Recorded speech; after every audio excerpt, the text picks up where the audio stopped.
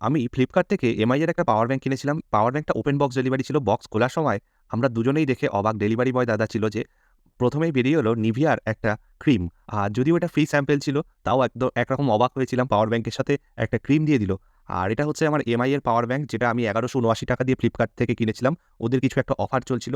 MI এর power bank সম্পর্কে আর কি বলব, এটা মোটামুটি ভালোই। এর মধ্যে টাইপ সি চার্জিং আছে আর ২ টো টাইপ এ আউটপুট আছে আর একটা ইনপুট আছে মাইক্রো এসবি, যেটা বর্তমান সময় খুব ইউজলেস। আর এর সাথে যে অ্যাডাপ্টারটা দিচ্ছে, এই অ্যাডাপ্টারটা হচ্ছে মাইক্রো ইউএসবি, যেটা বর্তমানে একদমই দরকার হয় না। এরা একটা টাইপ সি দিতে পারে।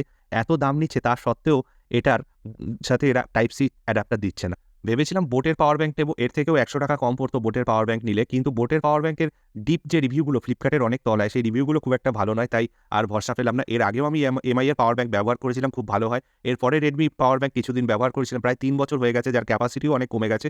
তাই এই পাওয়ার ব্যাংকটা কিনলাম।